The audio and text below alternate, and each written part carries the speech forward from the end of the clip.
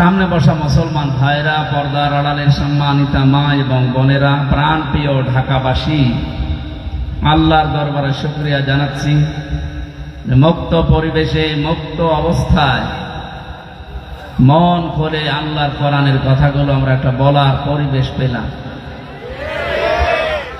যে আল্লাহ আমাদেরকে এই নিয়ামতটা দিলেন, শুকরিয়া আদায় স্বরূপ। কোন নিয়ামতের শুকরিয়া আদায় শুধু আলহামদুলিল্লাহ বললেই হয় না, তিনটা বিষয় মনে রাখা লাগবে। কয়টা? এই যে নিয়ামত পেয়ে শুকরিয়া আদায় করলে আল্লাহ নিয়ামত বাড়িয়ে দেয়, শুধু আলহামদুলিল্লাহ বলেই শেষ না। গরিব মানুষ এলাকার, আর নবীর হাদিস অনুযায়ী গরিব মানুষেরা ধনী মানুষদের চাইতে 500 বছর আগে জান্নাতে যাবে। সেই হিসাবে রংপুর বিভাগের মানুষকে আমরা যাই বলি না কেন, পাগল ছাগল মফিজ যাই বলি, ওরা ভালো। যদিও গাড়ির হরেন দিলে আবার তাকিয়ে দেখে যে কিভাবে দিচ্ছে, কিন্তু ওরা একেবারে নরম সরল, আলা ভোলা দুনিয়া, তার কিছু আখেরাত বোঝে না। এই মানুষগুলো তো আপনাদের তুলনায় মনে হচ্ছে ভালো। এখন আপনাদের তো এত শিক্ষিত মানুষকে বারবার বলা লাগে, বুঝতে পারলেন না যে আমাদের এমনিতে মন মানুষের তখন ভালো। এখন কি মাহফিল করার সময়, এখন যে দাঁড়ানো দরকার তাদের পাশে। যদি আমরা সবসময় যেতে পারছি না, এই জন্যে সংগঠনের মাধ্যমে যে মানুষগুলো বিভিন্ন সময় যাচ্ছে, আমরা তাদের কাছে এগুলো পৌঁছিয়ে দিচ্ছি যে নিয়ে যান। আমি হয়তো যেতে আসতে 1-2 হাজার টাকা খরচ হবে, ওই টাকাটা তাদের কাছে গেলে ওখানে আরো 2টা মানুষ পাবে। এই হিসাবে আমরা অনেকে যাচ্ছি না, পাঠিয়ে দিচ্ছি। শ্রদ্ধাভাজন ব্যক্তিবর্গ যারা আমরা এসেছি, নিয়ামতের শুকরিয়া আদায় অনেক দিন পর্যন্ত শুনছি যে নিয়ামতের শুকরিয়া কিভাবে আদায় করা লাগে, আলহামদুলিল্লাহ বলবেন হয়ে যাবে না। কোরআন এভাবে আমাদেরকে শিক্ষা দিচ্ছে না। আল্লাহ পাক জানাচ্ছেন, লাইন শাকারতুম লাযিদান্নাকুম ওয়া লাইন কাফারতুম ইন্না আযাবি লাশাদীদ। সূরা ইব্রাহিমের 7 নম্বর আয়াতে আল্লাহ জানিয়েছেন, যদি নিয়ামতের শুকরিয়া আদায় করো আমি আল্লাহ নিয়ামত বৃদ্ধি করে দেব, বাড়িয়ে দেব। মুফাসসির বলেন, যদি কেউ সত্যি শুকরিয়া আদায় করতে চায়, 3টা শর্ত যেন সে আদায় করে, তাহলে বুঝবে তার নিয়ামতের শুকরিয়া আদায় হচ্ছে, আল্লাহ ওইটা বাড়িয়ে দেবে, মাস্ট বি। এই যে লাযিদান্নাকুম, লামে তাকিদ নুনে সাকিলা, আল্লাহ গ্যারান্টি দিচ্ছেন। এত বড় গুরুত্ব দিয়ে আল্লাহ কোরআনে কারিমে খুব কম কথাই বলেছেন। খুব বেশি গুরুত্বপূর্ণ না হলে 2 বার আল্লাহ তাকিদ দিতেন না। সুতরাং শুকরিয়া আদায়ের মাধ্যমে এতদিন যেটা জেনেছেন যে ত্রুটি পর্যন্ত খেয়ে একেবারে ঢেকর তুলে বললেন আলহামদুলিল্লাহ, হয়ে গেল না। এটা একটা বাক্য। এটা কি? এর যে 3টা শর্ত আছে, 1 নম্বরে আপনাকে স্বীকার করা লাগবে যেটা নিয়ামত। এই যে মুক্ত জীবনে এখন সবার সামনে কোরআনের ওপেন যে কথাগুলো আছে, আল্লাহ যে ফোর্সে বলতে বলেছেন ওইভাবে আমরা এখন বলতে পারছি। এটা যে কত বড় নিয়ামত, 15-20 দিন আগেও আপনি এভাবে পাননি।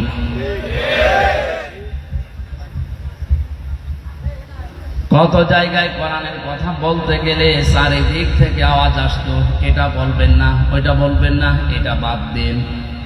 এখন ওর পরিবেশ নেই, কারণ এই দেশটা এখন কোরআনে কারিম ওপেন ভাবে চালানোর জন্য যারা দায়িত্বে আছে বারবার আমাদেরকে আহ্বান জানাচ্ছে।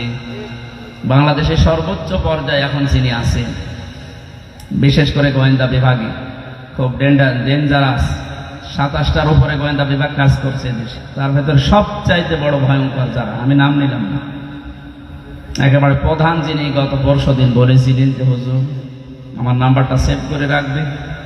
এতদিন পর্যন্ত কোরআনে কারিমের কথাগুলো বলতে গেলে বিভিন্ন বাধা এসেছে, আমরা দেখেছি। এখন থেকে আর কোনো বাধা নেই। যে ফোর্সে আল্লাহ জানিয়েছেন আপনার তাফসীর মাহফিলে, ওই ফোর্সে কথা বলবেন। কেউ যদি বাধা দেয় শুধু আমারে জানাবেন, ঠ্যাং ভেঙে কেটে রেখে দেবেন। এই জন্য বলছি ওপেনের এই যে সুযোগটা, একটা নিয়ামত। এটা বিশ্বনবী মুহাম্মদ রাসূলুল্লাহ যতদিন মক্কায় দিন প্রচার করেছিলেন তিনি পরাধীন ছিলেন। মদিনাতে যাবার পরে যিনি ক্ষমতা পাওয়ার পরে যখন আবার প্রচার শুরু করলেন তখন তিনি স্বাধীন। তখন কি দেশটা মক্কা মদিনা খুব বড় না, এই দুইটা শহর ছোট। আমাদের বাংলাদেশের মতো 14টা বাংলাদেশ জোড়া দিলে যত বড় হবে, পুরা সৌদি আরব ওই রকম বড়। কিন্তু মক্কা মদিনা তো একটা শহর, একটা জেলা, অত বড় না। তো এই হিসাবে মোহাম্মদুর রাসূলুল্লাহ দায়িত্বে ছিলেন মদিনার। কিসে? মানে রাষ্ট্রপতি ছিলেন, রাষ্ট্রনায়ক ছিলেন কোন জায়গার? এতটুকু জায়গার একটা ক্ষমতা পাওয়ার পর তামাম দুনিয়া তিনি কাঁপিয়ে ফেলেছেন। এই যে সিঙ্গাপুরের নাম শুনি, আমি কয়েকদিন আগে ছিলাম ওখানে, খুব বড় রাষ্ট্র, বাংলাদেশের চাইতে না। এদিক ওদিকে মিলে সর্বোচ্চ 42-43 কিলোমিটার। তার মানে আমাদের ঢাকা জেলা মনে হয় এদিক ওদিকে মিলে কমপক্ষে 50 কিলো হবে, তার চাইতেও বেশি। এতটুকু একটা দেশ না, তারপরও তারা তামাম দুনিয়ার ভেতরে একটা নাম করেছে না। মুক্ত স্বাধীনভাবে কথা বলার জন্য বড় দেশ দরকার নেই, ছোট দেশই হোক। কিন্তু যে পরিবেশ এখন আমরা ফিরে পেয়েছি, এটা যদি অক্ষুণ্ণ রাখতে না পারি, আবার যদি পরাধীন হয়ে যায়, কোরআন শুধু না, নিজের ব্যক্তিগত কথা বলতে গেলেও 4 বার হিসাব করা থাকবে। সেই হিসাবে যখন একটা মুক্ত জীবন পেলাম, এটা যে কত বড় নিয়ামত, যারা ভুক্তভোগী তারা টের পাচ্ছে। আমরা যারা অন্তত কথা বলি এই দেশে, তারা আমরা জানছি যে এটা কত বড় নিয়ামত। গোয়েন্দা বিভাগের এই প্রধান, উনি আরো 2টা কথা আমাকে জানিয়েছে, এটা যেহেতু রেকর্ড হয় সেই জন্য বলছি। উনিও শুনবে হয়তো কালকে, আমি সেভ করে রেখেছি নাম্বার। উনি জানিয়েছে যেখানে যেখানে কোরআনের আলোচনা করবেন কমিটিকে আগে থেকে জানিয়ে দেবে, তারা যেন মেয়েদের প্যান্ডেল আলাদা করে, আর ওখানে যেন কোনো পুরুষ মানুষের দায়িত্ব না দেয়। এটা একটা ভালো দিক। 2 নম্বরে মেয়েদের উপস্থিতি বোঝা বা সক্ষমতা যাদের আছে যে এই পরিমাণ হতে পারে, ওই পরিমাণ লক্ষ্য করে তাদের জন্য আলাদা টয়লেট, অজুখানা, নামাজের এরকম একটা ব্যবস্থা করে দেবেন। এই কথা যেন তারা পালন করে। তার মানে যে লোকটা আছে, আমার মনে হয় ইসলামী মাইন্ডের, ইসলাম সম্পর্কে অন্তত কিছু জানি। এর আগে যারা ছিল এরকম কোনো কথা আমি বলতে শুনিনি, আরো তারা মুখ চেপে ধরত। মুখ যে চেপে ধরে ছবি ভাইরাল হয়নি। আল্লামাহুল বায়ান, আল্লাহ বলেন আমি বায়ান শিখিয়েছি। কথা বলা এটা দুনিয়ার কেউ শেখায় না। কথা বলা এটা যদি দুনিয়ার কেউ শিখিয়ে দিত, কত বোবা মানুষ আছে কথা বলতে পারে না। এই মুজিজা যেন মুহাম্মদুর রাসূলুল্লাহ সাল্লাল্লাহু আলাইহি সাল্লামকেও আল্লাহ দেয়নি, একজনকে দিয়েছিলেন, হযরত ঈসা নবী। তিনি বোবা মানুষকে যদি মুখে হাত বলিয়ে দিতেন, সে কথা বলতে পারত, এটা তার মুজিজা ছিল। আল্লাহ বলেন একটা কথা মানুষ যখন বলে, কমপক্ষে এই কথাটা আমার 27টা ফেরেশতা তৈরি করে। আমরা মনে করছি কথা আকারে কতটুকু বিষয়, বলে ফেললাম না। আল্লামাহুল বায়ান আয়াতের ব্যাখ্যা করতে গিয়ে এখন যারা আধুনিক বিজ্ঞান, ওরা জানাচ্ছে মুখের এই কয়েক ইঞ্চি জায়গার ভেতরে 27টা স্তর আছে। একটা কথা তৈরি হতে 27 বার ধাক্কা লাগে, এরপরে শেষবারে এসে বের হয়। আপনারা টের পাচ্ছেন কি জিনিস আল্লাহ দিয়েছে? উনি যদি এই নিয়ামতটা কেড়ে নিত, আপনি কোন আদালতে মামলা করে ফেরত পেতেন? বলেন। এখনই তো আপনার শুকরিয়া আদায় করা দরকার এই নিয়ামতে না, শুধু আলহামদুলিল্লাহ, এটা আমি আগে বলেছি, এটা একটা বাক্য, শুকরিয়া আদায়ের একটা বাক্য মাত্র। কিন্তু এর শর্ত আছে, কেউ যদি কোনো নিয়ামতের শুকরিয়া আদায় করতে চায়, কয়টা শর্ত পালন করা লাগে? 1 নম্বরেই বলা লাগবে যে হ্যাঁ এটা আমার নিয়ামত। এ দেশটা এখন এই যে স্বাধীনভাবে চলাফেরার সুযোগ যারা করে দিল, এটা নিয়ামত, স্বীকার করা লাগবে না? যাদের মাধ্যমে হয়েছে তাদেরকে স্মরণ করার দরকার নেই। নবীজি বলেন কেউ যদি উপকার করার পরে তার শুকরিয়া আদায় না করে, ও যেন আল্লাহর শুকরিয়াও আদায় করে না। এই জন্য যারা এই কাজ করলেন, আমরা তাদেরকে মন থেকে স্যালুট জানাচ্ছি, ধন্যবাদ জানাচ্ছি এবং দোয়া করছি আল্লাহ শাহাদাতের মর্যাদা যেন প্রত্যেককে দান করেন যাদের ঈমান আছে। ঢাকাবাসী 2 নম্বরে ওই নিয়ামতটা সামনে আসার পরে মনের ভেতরে একটা আলাদা শান্তি আপনি পাবেন। আমরা এখন অনেকেই পাচ্ছি, কিন্তু আলাদা শান্তিটা পাবে না শুধু তারা, ওয়ালা ইয়াজিদুস সালিমিনা ইল্লা ইল্লা খাসারা।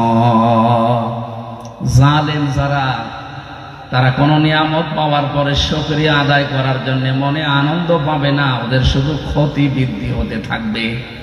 এজন্য দেখেন, যারা জুলুম করেছিল সবার না, সত্যিকার অর্থে যারা জালেম ছিল তারা এখন দিন যত যাচ্ছে ওদের কোনো শান্তি নেই, ক্ষতি বৃদ্ধি হচ্ছে।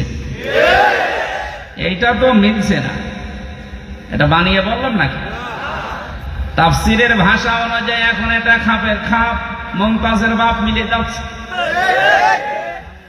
যে নিয়ামত পেলে শুকরিয়া আদায় করার দ্বিতীয় মাধ্যম এইটা, যে আপনার মনে একটা আনন্দ আসবে, শান্তি পাবেন একটা।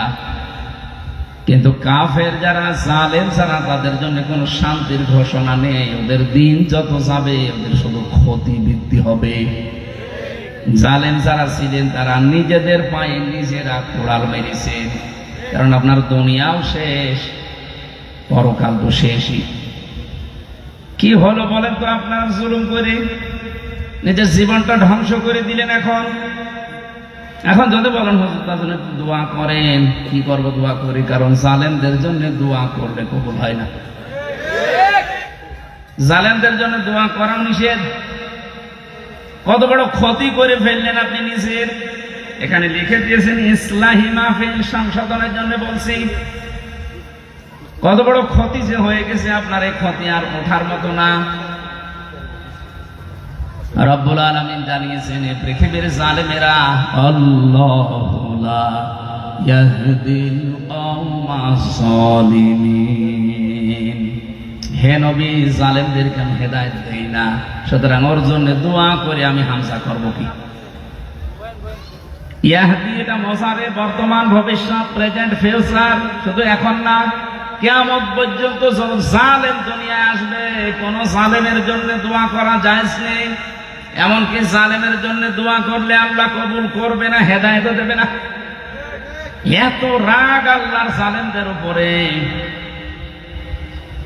কোরআনে কারিমে সবথেকে ভয়ঙ্কর মনে হয় আমার কাছে এই আয়াতটা, সূরা শূরা 42 নম্বর আয়াত, 25 নম্বর পারা 6 নম্বর পৃষ্ঠা 13 নম্বর লাইনে আছে, ইন্নামাস সাবিলু আলাল্লাযীনা ইয়াযলিমুনান নাস ওয়া ইয়াবগুনা ফিল আরদি বিগাইরিল হক উলাইকা লাহুম আযাবুন আলীম।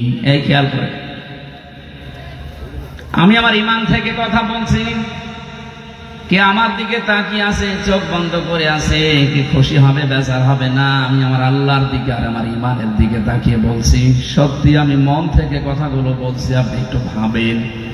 আল্লাহ বলেন, আমি নিজে মামলা দেব জালেমদের বিরুদ্ধে। খেয়াল করেছেন কত ওজনে কথা। সরাসরি মামলার বাদী আল্লাহ নিজে কেস করবেন।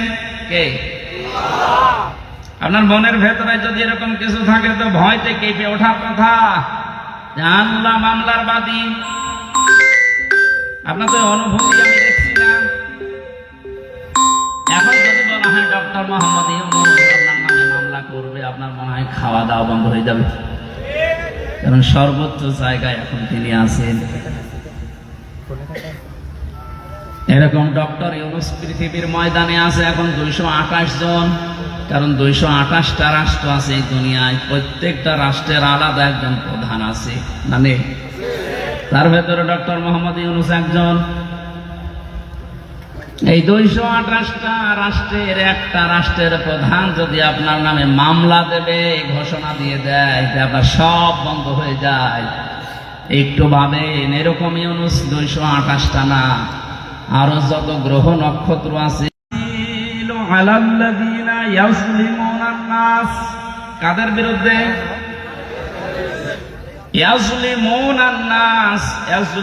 এটা মজারে, বর্তমান, ভবিষ্যৎ, প্রেজেন্ট, ফিউচার। নাস মানে মানুষ, যারা মানুষের উপরে জুলুম করেছে এবং করবে। এবার তাম পৃথিবীর সাথে একটা মিলান, জালেম যারা, তারা হামজার মামলার আসামি না আল্লাহর? কি মনে হচ্ছে বলেন তো? আল্লাহ নিজে মামলা দিচ্ছে, অথচ নিজেই বিচারক তিনি। আলাইসাল্লাহু বিআহকামিল হাকিমিন। সবচাইতে বড় বিচারপতিকে? উনি নিজেই বিচারক, নিজেই মামলা দিচ্ছে, রায় তো উনি দেবে। আপনার কি মনে হয় যে আপনার পক্ষে রায় আসবে? বাদী যিনি, তিনি নিজে বিচারপতি, তিনি মামলা দিচ্ছেন, নিজে রায় দেবেন তিনি। কি হচ্ছে এবার বলেন জালেমদের? কত খারাপ বদনসিব, কপাল খারাপ ওই জালেমদের, যারা জুলুম করেছে দুনিয়ায় এখনো করছে। 2 নম্বরে কাদের বিরুদ্ধে আল্লাহর মামলা? আমার মনে হয় দ্বিতীয় আয়াতের দ্বিতীয় শব্দটা না বললে ভালো হয়, এটা একটু ঝামেলা আছে।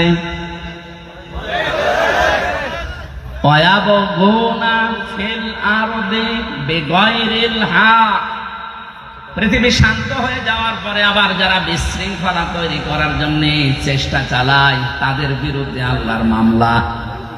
5 তারিখের পর থেকে আজকে 27 তারিখ, এই কয়দিনে কতবার বিশৃঙ্খলা তৈরি করার জন্য অনেকে চেষ্টা চালিয়েছে, এখনো চালিয়ে যাচ্ছে।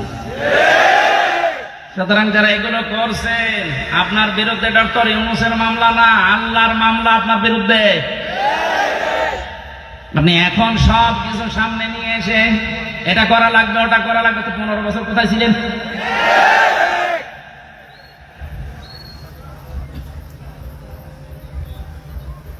আমার যদি শব্দের অর্থ ভুল হয়, যদি আলেম থাকেন একটু বলে দেন। ওয়ায়াবগুনা ফিল আরদি বিগাইরিল হক, পৃথিবীর ময়দানে যারা অন্যায় ভাবে বিশৃঙ্খলা করার জন্য বিভিন্ন মাধ্যম তালাশ করে বেড়ায়। দেখেন তো মাঝে মাঝে এক একটা ইস্যু তৈরি করে মাধ্যম তালাশ করে খালি কি করে বিশৃঙ্খলা তৈরি করা যায়, চেষ্টা চালিয়েই যাচ্ছে। তাদের জন্য আল্লাহর ঘোষণা, উলাইকা লাহুম আযাবুন আলীম, যন্ত্রণাদায়ক শাস্তি তার জন্য আমি দুনিয়ার আখিরাতে রেডি করে রাখছি। কোরআনে কারিমের কিছু মানবেন আর কিছু মানবেন না, তাদের জন্য সতর্ক বার্তা এই সূরা বাকারা 1 নম্বর পারা 12 নম্বর পৃষ্ঠা 7 নম্বর লাইনের 85 নম্বর আয়াতে আছে।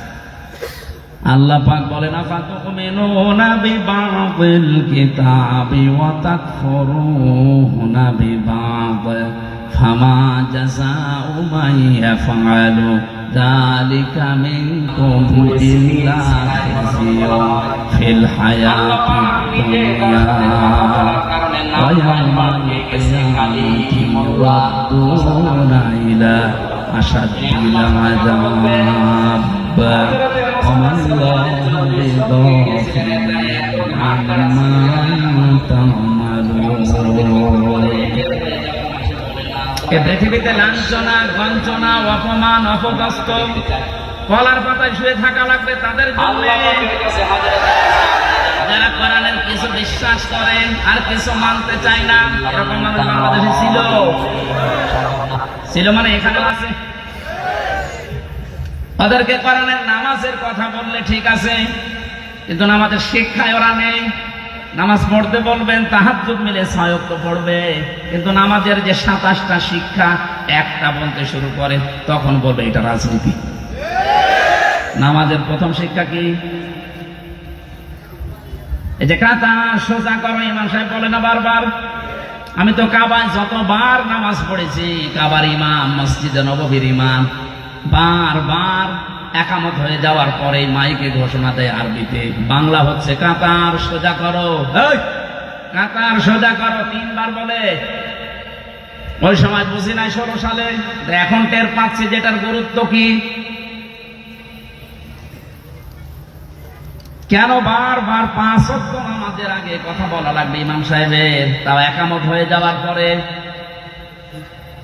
এই জন্য বারবার এই কথা নবীজি জানিয়েছেন, যেন কাতার যদি সোজা না থাকে, যার জন্য কাতার বাঁকা হবে, সেই লোকটা হেদায়েত থেকে ছিল বঞ্চিত হয়ে যাবে। এতটুকু শেষ না ব্যাখ্যা? 2 নম্বর, কাতার সোজা করার ভেতরে যে একতা, ঐক্যবদ্ধ মানুষ, যেভাবে কাতারের ভেতরে কোনো দল মত রাখে না যে এখানে সবাই এক, কারণ এখানে আল্লাহর বিধান পালন করা হবে। কয়টা? আল্লাহর বিধান এখানে পালন করা হবে একটা, তার নাম সেজদা। নাম কি? সেজদা দেওয়ার জন্য আল্লাহ জানিয়েছেন, নাকি নাকি অন্য কোনো উদ্দেশ্য আছে? সেজদা দেওয়ার জন্যই মানুষের এত আয়োজন, বিশাল মসজিদ বানিয়েছে, হচ্ছে না আবার সন্তানকে দুতলা করবে। ওই যে গাছতলায় বাসতলায় ওখানেও নাকি মানুষ বৃষ্টির ভেতরে নামাজ পড়ে। কি গুরুত্ব দিয়ে 2 তলা মসজিদ বানাচ্ছে, মানুষ যেন কষ্ট না পায়। 5 ওয়াক্ত আযান দেওয়ার জন্য আলাদা একজন মুয়াজ্জিন আছে, এটা পরিষ্কারের জন্য খাদেম আছে, টয়লেট এবং ওযুখানার জন্য আলাদা ক্লিনার আছে, আলাদা। 5 ওয়াক্ত নামাজ পড়ানোর জন্য একজন ইমাম আছে, জমা পড়াবে আর একজন খতিব আছে। এত আয়োজন করে উদ্দেশ্য আল্লাহর একটা বিধান এখানে পালন করা হয়, তার নাম সেজদা। নাম কি? এবার আপনার বিবেককে বলেন তো,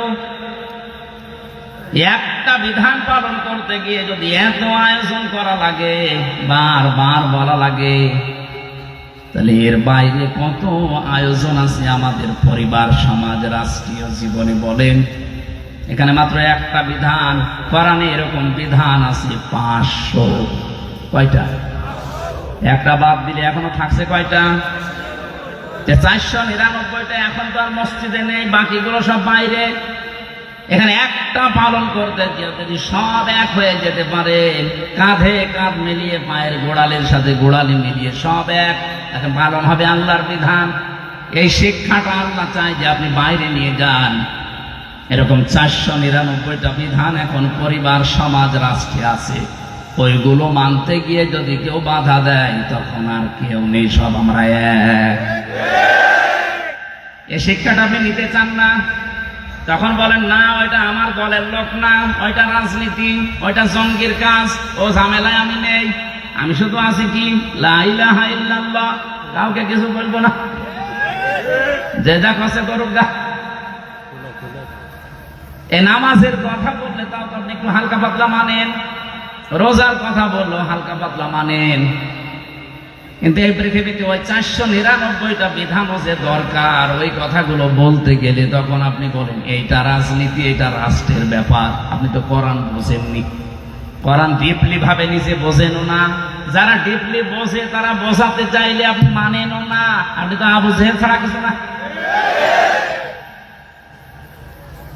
খেয়াল করেন তো, কিছু মানলেন, কোরআনের কথা বিশ্বাসও করলেন, আর কিছু মানেনও না, বিশ্বাসও করেন না, আর উল্টা পাল্টা ধারণা করেন আয়াতগুলোর উপরে, আপনার কি হবে? সূরা বাকারার আয়াত অনুযায়ী আল্লাহ বলেন, তাদের দুনিয়া আর আখিরাতের শাস্তি আমি তৈরি করলাম, লাঞ্ছনা, গঞ্জনা, অপমান, অপদস্থ জীবন। এখন হাড়ে হাড়ে টের পাচ্ছি না আমরা। এতটুকু আল্লাহ শেষ করে দিতে পারতেন, পরের শব্দ তো আরো কঠিন। ওয়ায়াউমাল কিয়ামাতি ইউরাদ্দুনা ইলা আশাদ্দিল আযাব। যারা তাফসীর বোঝে জিজ্ঞাসা করেন, আশাদ্দুন ইসমে তাফসীর, সুপারলেটিভ ডিগ্রি, এটা ভয়ঙ্কর শব্দ। আল্লাহ বলেন মরণের পরে আমি কিয়ামতের ময়দানের দিকে কঠিন আযাব যেখানে সেখানে নিয়ে যাব। এরপরে শব্দটা আরো ভয়ঙ্কর, আমাল্লাহু বিগাফিলিন আম্মা তা'মালুন। আল্লাহ পাক বলেন, ও বান্দা বান্দিরা, মনে করছো যে আমি কিছু জানি না? তোমাদের সব কাজের কিন্তু খবর, হিসাব আমি আল্লাহ রাখি। ও ঢাকাবাসী, আয়াতটা পড়ার পরে এই জন্যই তো ভয় লাগছে যে জালেমদের কি হবে, ওদের তো দুনিয়া শেষ হয়ে গেছে, আখেরাত তো শেষ। কারণ দোয়া করলে তো অন্য কোনো মানুষের নামে কবুল হয়, কিন্তু জালেমদের জন্য কোনো হেদায়েত নেই, বঞ্চিত, ওরা চির বঞ্চিত করে গিয়েছে আল্লাহ। এই কারণে, কারণ সবচাইতে বেশি খেয়াল রাখে আল্লাহ জালেমের জুলুমের দিকে। এটা সূরা ইব্রাহিমের 42 নম্বর আয়াতের প্রথম অংশে আছে, 13 নম্বর পারা 19 নম্বর পৃষ্ঠা 12 নম্বর লাইনে আছে, ওয়ালা তাহসাবান্নাল্লাহা গাফিলান আম্মা ইয়ামালুজ জালিমুন। আল্লাহ পাক বলেন, কি মনে করো দুনিয়ার মানুষেরা যে আমি জালেমদের কোনো খবর রাখি না, জালেমদের কোনো হিসাব আমার কাছে নেই? আরে বেটা, পৃথিবীর সবচেয়ে বেশি খেয়াল রাখি আমি জালেমের জুলুমের দিকে, তীক্ষ্ণ নজর রাখি। এমনিতেই আমার নজর তো তীক্ষ্ণ। আলিমুম বিযাতিস সুদূর, সামিউম বাসীর। এত তীক্ষ্ণ নজর, সামনে যেভাবে তোমরা দেখো আমি আল্লাহ সামনেরটা তো ওইভাবেই দেখি, পেছনেরটাও ঠিক ওইভাবে দেখি।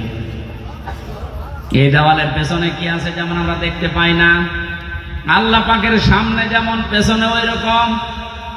এই জন্য সামিউন বাসীর, সূক্ষ্ম শ্রবণকারী, সব কিছু ওই মালিক শুনতে পাচ্ছে, দেখতে পাচ্ছে। বিশেষ করে জালেমদের আল্লাহ দুনিয়ায় আর চাই করি তুমি আমাদেরকে জালেম বানিও না, বলেন আমিন। তারা আল্লাহর মামলা দুই শ্রেণীর মানুষের বিরুদ্ধে পেলাম, একটা জালেম আর একটা যারা বিশৃঙ্খলা তৈরি করার জন্য নতুন নতুন ইস্যু তৈরি করে। আমি তো এই আয়াত বানালাম নাকি? একটা শব্দ আমি বেশি বাড়িয়ে বলেছি, ভুল বলেছি, নিয়ে আসে তখন হুতুম নিয়ে আসবে, নিয়ে আসে। আর যদি মনে করেন না যা আছে তাই বলছে, তাহলে আপনাকে মেনে নেওয়া লাগবে। আপনি নিজে জানেনও না, হামজা বলবে আপনি মানবেনও না, আপনি কি হয়েছিল? আপনাকে তো আমি বাঁচানোর জন্য এসেছি। আমার বাবার যা আছে ওই সম্পদ নিয়ে যা কিছু গড়েছে ওগুলো নিয়ে কিন্তু আমি নাড়াচাড়া করে আমার জীবনটা পার করে দিতে পারবো, আমার অসুবিধা নেই। রাত দিন এত সফর করে কোথায়, সেই কুষ্টিয়া কোথায়, এখানে কালকে আবার যাওয়া লাগবে মনে হয় সেই নওগাঁ, এরপরের দিন আবার চট্টগ্রাম। এভাবেই যে দৌড়াদৌড়ি করছে, আল্লাহর কসম শুধু স্বার্থের জন্য না, আমি চাচ্ছি চোখ লাগিয়ে কোরআনের দেখতে পাচ্ছি যে জাতি জাহান্নামে যাচ্ছে। এই জুলুমের কারণে, বিশৃঙ্খলা তৈরি করার কারণে আপনি আল্লাহর মামলার আসামি হয়ে যাচ্ছেন, আপনাকে কেউ বাঁচাতে পারবে না। আমার বিরুদ্ধে সরকার মামলা দিয়েছিল, এই জন্য কেউ আমার বিরুদ্ধে পক্ষে যে উকিল দাঁড়াবে আমি পাইনি। 3টা বছর কত উকিলকে বলেছে, আমার মা বাবা কেউ রাজি না হলে দাঁড়িয়ে করবো কি, জামিন হবে না। একটা দেশের সরকার বিরুদ্ধে গেলে যদি আমার পক্ষে কেউ দাঁড়াতে না চায়, অথচ আমি নিরপরাধ, আল্লাহর কসম আমি যে বিষয়ে মামলা দিয়েছি কিচ্ছু জানি না। এরপরও মিথ্যা যারা জানে, তারপরও আমার পক্ষে কেউ নেই, অথচ এত কোটি কোটি ভক্ত এই দেশে আমার মনে হয় তারা পৃথিবীতে যেখানে বাঙালি আছে সেখানে মোবাইলে কয়েকজনের যদি তাফসির চলে, আমার ওয়াজ চলছে। আমি যত বাঙালি দেশে ঘুরলাম, যত বাঙালি আছে প্রত্যেক জায়গায়, এমনকি যে সমস্ত ভাষা আমি বুঝি না ওই ভাষায় ড্রাইভিং করে করে তাফসির শুনছে। হয়তো সাইদি সাহেবের, আমি জানাসারির, আমির হামজার। এত ভক্ত থাকার পরও একজনও বলতে পারে না যে না দাঁড়ান আমি টাকা দেব, কেউ নেই, দাঁড়াতে চাইলেও দিতে চাই না, ভয় পায় যে হবে না, কারণ এর বিরুদ্ধে তো আর সলিমদ্দি কলিমদ্দি মামলা দেয়নি, দিয়েছে রাষ্ট্র। আপনার কি একটু ভয় আসে না? একটা রাষ্ট্র বিরুদ্ধে গেলে যদি হামজার এত ভক্ত থাকার পরও 3 বছরে কেউ জামিন করাতে না পারে, আপনি যা করছেন, আপনি যা করেছেন, আপনার বিরুদ্ধে হামজা মামলা দেবেন, আপনি আল্লাহর মামলার আসামি। আপনাকে নিয়ে আমার ভয় হচ্ছে, চিন্তা হচ্ছে। এরকম ভয় এবং চিন্তায় যেন সামনে আর কেউ না পড়ে, এই জন্যই তো সতর্ক করছি। হ্যাঁ, গুনাহগার তো আমরা সবাই, গুনাহ করেন, কিন্তু মাফ চান, কিন্তু জুলুম করবেন না। ইত্তাকি দাওয়াতাল মাজলুম ফাইন্নাহা লাইসা বাইনাহু ওয়া বাইনাল্লাহি হিজাব। সবচাইতে বেশি সতর্ক থাকবা জালেমের, সবচাইতে বেশি সতর্ক থাকবা পৃথিবীর মানুষেরা মজলুমের বরদোয়া থেকে। কারণ মজলুমের বরদোয়া আর আল্লাহর ভেতরে কোনো হিসাব নেই, পর্দা নেই, ও কিছু বললেই কবুল হয়ে যায়। হয়তো কবুল হতে 2 একদিন দেরি হয় না, সঙ্গে সঙ্গে হয়, এতটুকু, তাছাড়া হবে। মাজলুমের তো আল্লাহ ফেরত দেয় না, এটা ফেরত দিলে হাদিস মিথ্যা হয়ে যাবে। যেখানে ওই ছোট হুজুরটা আমার সাথে ছিল, রাফিকুল ইসলাম মাদানী, ওর উপরে যে জুলুম হয়েছিল ওই সময়ে বাস্তব কথা বলছে। আমারে বলছে, হামজা ভাই, আমার হাতির ছেলেরা 12:30টা 1টার দিকে নিয়ে গেছে, চোখ বেঁধে পোড়া উলঙ্গ করেছে, আমারে হাতের উপর একটা সিগারেট ধরিয়ে দিয়েছে, একটা অর্ধ উলঙ্গ মেয়ে লোককে আমার পাশে দাঁড়িয়ে ছবি তুলছে, এইটা ছেড়ে দেব, যে হুজুরের চরিত্র এরকম।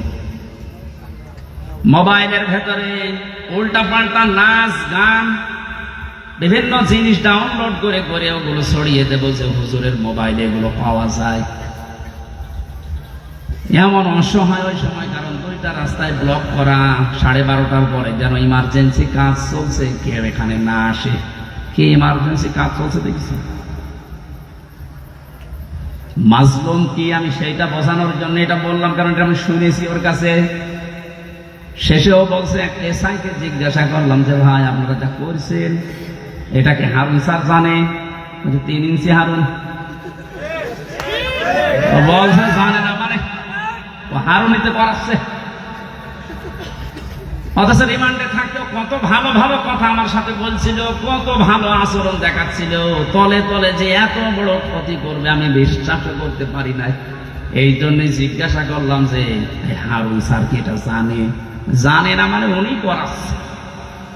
যে এত অসহায় আমার কাছে মনে হচ্ছিল ওই সময় যে আমার তামাম পৃথিবীতে মনে হয় আল্লাহ বাদে আর কেউ নেই। কিসের মা বাবা, আত্মীয় স্বজন, দলের লোক সব শেষ। ওই মুহূর্তে দোয়া করেছে, আল্লাহ আমাকে যেভাবে যা কিছু ওরা দেখেছে, যারা যারা এর সাথে জড়িত ওদের সব কিছু এইভাবে তুমি দেখিয়ে দিও। আল্লাহ যে কবুল করেছে তার প্রমাণই হার। যদি মিথ্যা মনে হয়, আপনি 3 ইঞ্চি শোনেননি? তাম দুনিয়ার মানুষের ভিডিও দেখে ওরা এখন বাইরে আসার কোন কায়দা আছে? বাইরে আসলে তোমার পিটিয়ে মেরে ফেলবে, আর বের হলেই আওয়াজ শুনে 3 ইঞ্চি। কি একটা আওয়াজ! মহিলারা পর্যন্ত আওয়াজ দিচ্ছে 3 ইঞ্চি। ছোট হুজুরটার মনে হয় অত ইঞ্চি না, কিন্তু এর কি হইল? ওর যদি 1.5 ইঞ্চি হয়, আল্লাহ ডবল করে এর 3 ইঞ্চি দেখিয়ে অপমান একেবারে সর্বোচ্চ পর্যায়ে পৌঁছিয়ে দিয়েছে। এই জন্য সতর্ক থাকবেন, আপনার দ্বারা কেউ যেন মাজলুম না হয়, জুলুমের শিকার না হয়। এটা গুরুত্বপূর্ণ বিষয়। আল্লাহ আমাকে সহ যারা আমরা এখানে এসেছি এই বিষয়টাই খুব সেন্সিটিভ থাকার তৌফিক দেন, বলেন আমিন।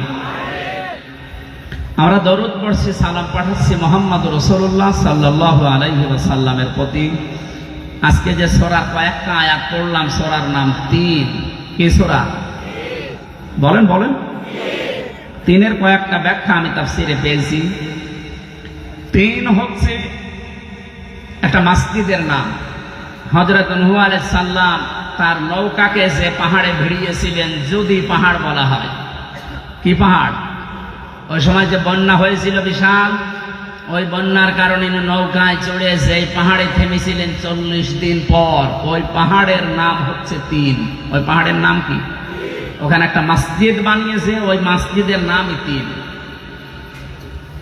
কোন কোন মুফাসসিরিন ইকরাম এই মতটা দিয়েছে। কেউ জানিয়েছেন না 3 মানে 3 ফল। 3 মানে কি? এই যে ডোমর ফল বলা হয় বাংলায় যেটা, এইটা, এটার গুণাগুণ কিছু আছে তাফসীরে। কোন মানুষের যৌবন যদি নষ্ট হয়ে যায়, কোরআন শরীফে এই শব্দটা আল্লাহ 8 বার নিয়েছেন। কয়বার? এই 8টা ডোমর মানে আমাদের এই আশপাশ জেলায় বা আশপাশ দেশে, যে ভারত, পাকিস্তান, বাংলা, এই ডোমর না, এটা সৌদি আরবে বেশি হয়, মধ্যপ্রাচ্যে। ওই সমস্ত পাহাড় অঞ্চলে যেগুলো হয় বেশি, পাথরের পাহাড়ের ভেতরে এগুলো হয়। এই ডোমর ফল 8টা।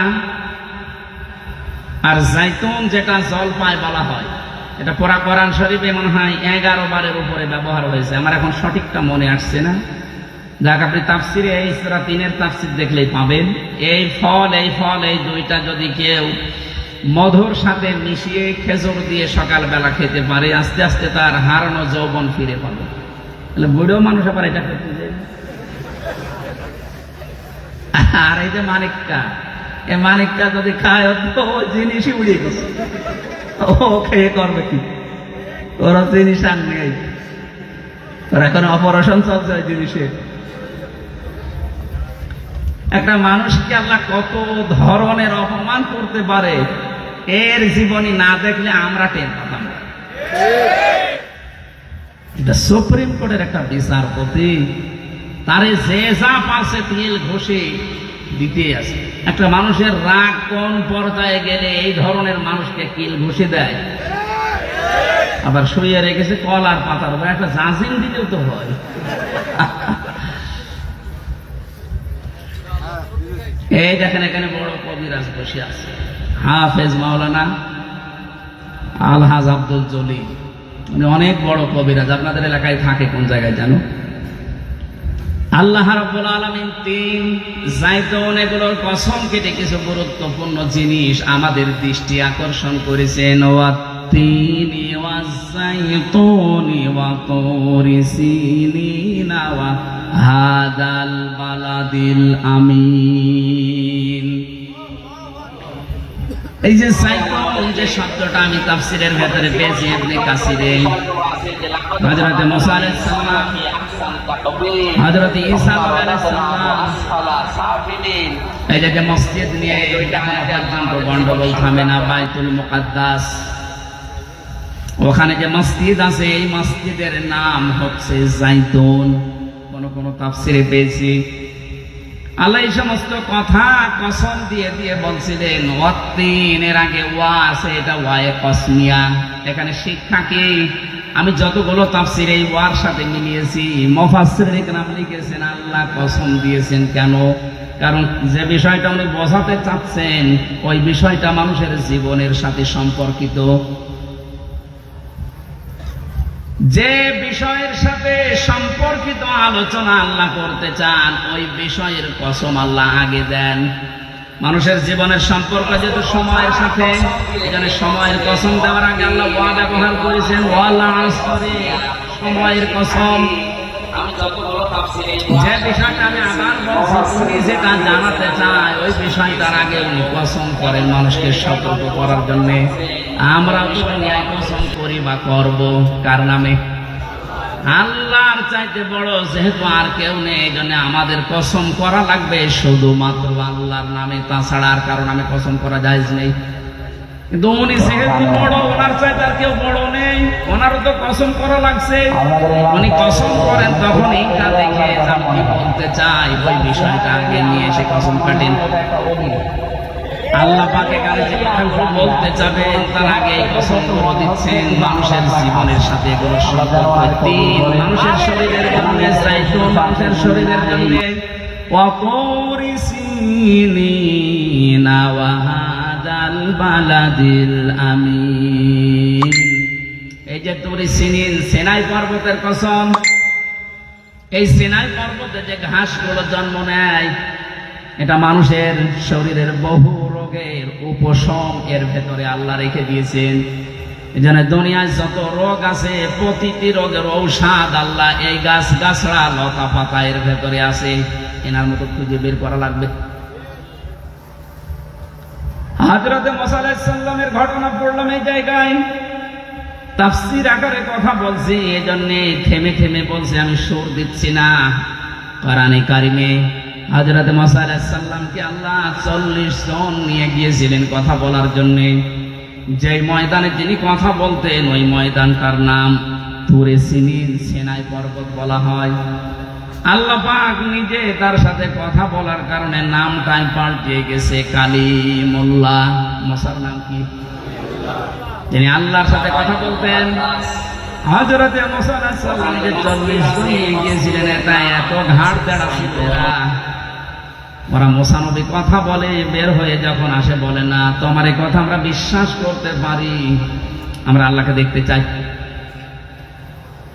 আল্লাহ পাকের কাছে হযরত মুসা আরজি জানালেন, আল্লাহ এরা তো তোমাকে দেখতে চায়। আল্লাহ সাফ বলেছিলেন লান তারানি, সম্ভব না। শুধু তারানি বলতে লান দিলেন কেন?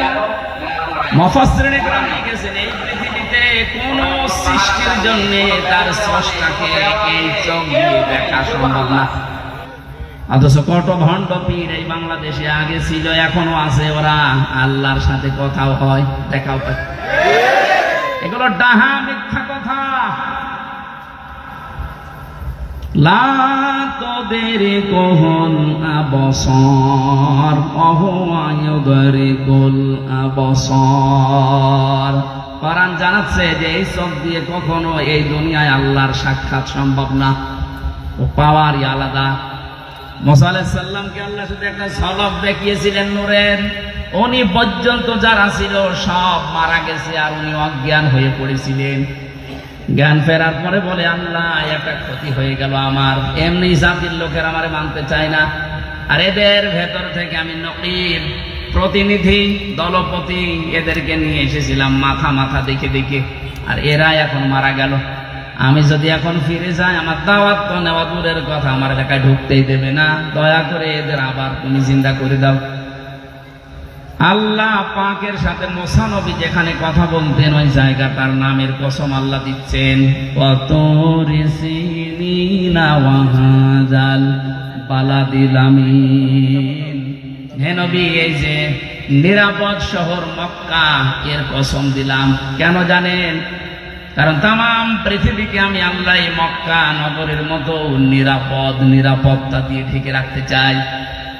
বিশ্বনবীকে যেদিন বিদায় করার জন্য আবু জেহেল সংসদে আইন পাশ করেছিল রানা দোয়াই, ওই দিন মুহাম্মদুর রাসূলুল্লাহকে আল্লাহ উনি যখন বিদায় নিয়ে যাবেন, যে পাহাড়ের কাছে তাকিয়েছিলেন কাবা শরীফের দিকে, যে কাবা তোর কাছে থাকার খেদমত করার বড় আশা আমার ছিল, কিন্তু তোর নিষ্ঠুর সন্তানরা আমরা থাকতে দিল না, আমি আবার আসবো। সেই সময় আল্লাহ আয়াতগুলো জানিয়েছিলেন, লা উকসিমু বিহাদাল বালাদ ওয়া আনতা হিল্লুম বিহাদাল বালাদ।